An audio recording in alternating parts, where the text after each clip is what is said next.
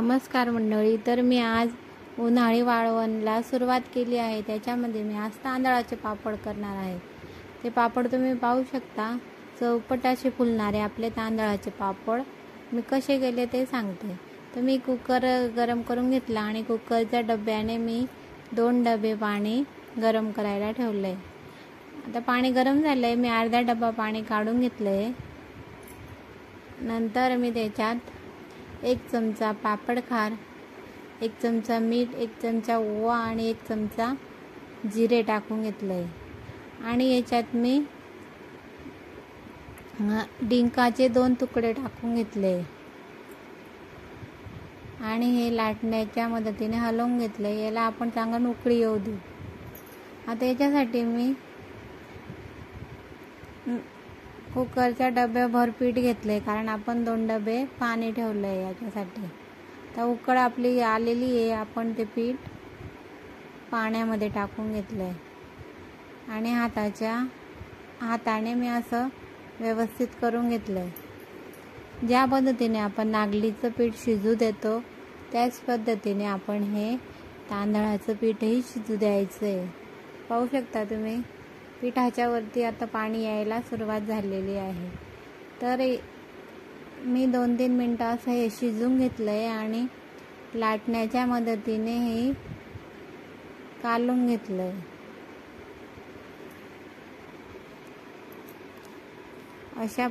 अशा प्रकारे मी हे लाटण्याने सर्व खिशी घेऊन घेतली आहे. खालीवर असं व्यवस्थित कालून घ्यायचं आहे आपल्याला, जेणेकरून पीठ हे व्यवस्थित मिक्स होईल. आता आपलं पीठ हे थोडं मला कोरडं वाटतंय. याच्यामध्ये मी ते गरम पाणी काढलेलं आहे ना, ते अर्धा ग्लास पाणी मी याच्यामध्ये टाकून घेणार आहे. पाणी टाकून मी परत त्याचं व्यवस्थित कालून घेणार आहे ते पाणी. आणि हे करत असताना आपण गॅस मीडियम ठेवला आहे.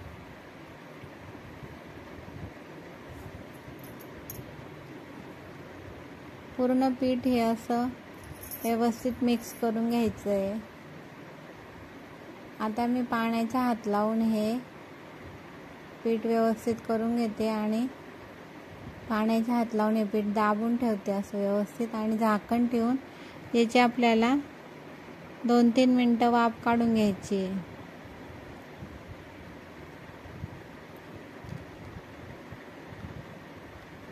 आता 4 मिनटं मी याची वाफ काढून घेतली आहे आणि पाहू शकता आपलं पीठ कसं झालं आहे तयार. आता मी हे पीठ सर्व एका परातीमध्ये काढून घेते, कारण की ते आपल्याला आता मिक्स करायचं आहे व्यवस्थित.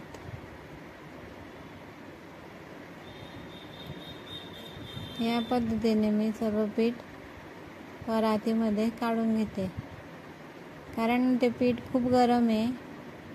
आपण ते व्यवस्थित चमच्याच्या साहाय्याने काढून घेऊ. आता हे पूर्ण पीठ काढल्यावर मी ते चमच्याच्या मदतीने मिक्स करून घेणार आहे.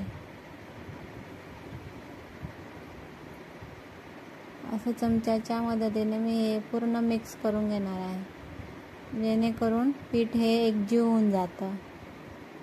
आणि पीठ गरम आहे म्हणून मी ते चमच्याच्या मदतीने करते. आपला हात व्यवस्थित सांभाळून आपल्याला हे काम करायचं आहे. असं पूर्ण पीठ मी मिक्स करून घेते.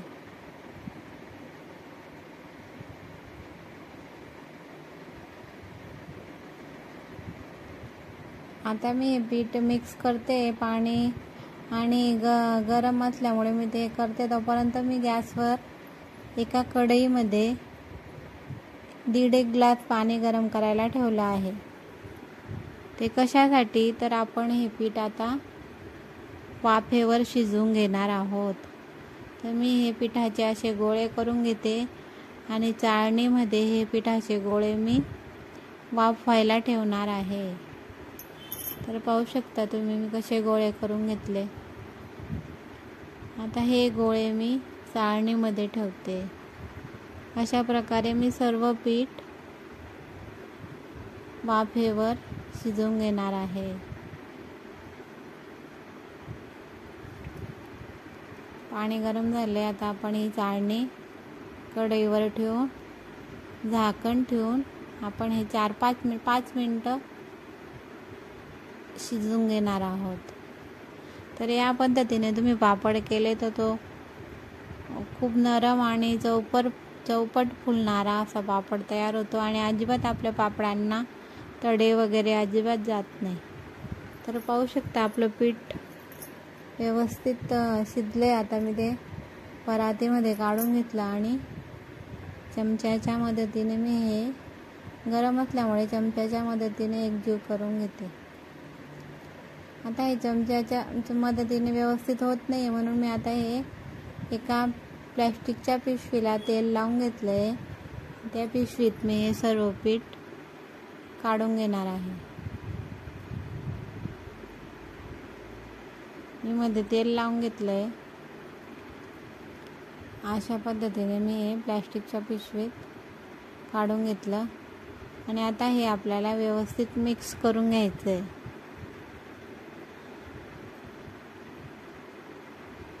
आता मी असं गॅस ओट्यावरच हे असं मिक्स करून घेते. असं केल्यामुळे आपलं पीठ हे एकदम मऊसूत होतं आणि पापडांना तडे वगैरे जात नाही आणि पापड लाटायलाही छान लाटता येतात. अशा पद्धतीने मी सर्व पीठ मिक्स करून घेतलं. हे मी 4-5 मिनटं असं मिक्स करून घेतलं आहे. आता मी याचे सर्व गोळे करून घेते आणि माझ्याकडे लाकडाचं मशीन आहे. त्या मशीनवर मी हे सर्व पापड लाटून घेणार आहे. तर पाहू शकता तुम्ही मी असं या सर्व व्यवस्थित मिक्स करून घेतलं आहे. आणि आता मी हे माझ्याकडे असा चौकोनी मशीन आहे लाकडाचं. त्याच्यावर मी खाली एक कागद ठेवला आहे प्लॅस्टिकचा. त्याच्यावर दुसरा लाटी ठेवली पिठाची आणि त्याच्यानंतर मी हे असं दाबून घेते. तर या पद्धतीने मी सर्व पापड तयार करून घेतले आणि उन्हात वाळवायला टाकून दिले वाळायला. तर पाहू शकता आपल्या पापडांना तडे वगैरे अजिबात काही दिसत नाही.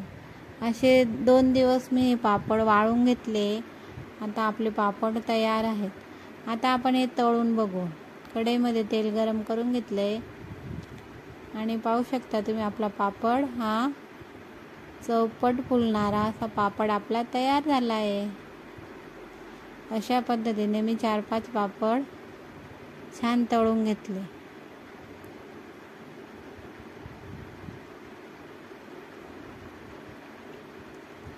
तर या पद्धतीने पापड तुम्ही नक्की करून पहा आणि आपला पापडाचा आकार पाहू शकता. आपला वाळलेला पापड केवढा आहे आणि तळलेला केवढा आहे. तर या पद्धतीने तांदळाचे पापड नक्की करून पहा. माझ्या चॅनलवर नवीन असाल तर चॅनल सबस्क्राईब करा.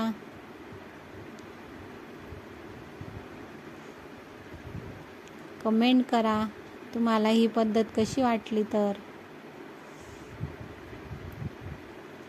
आणि यावर्षी या पद्धतीने पापड नक्की करून पहा. चला तर मग.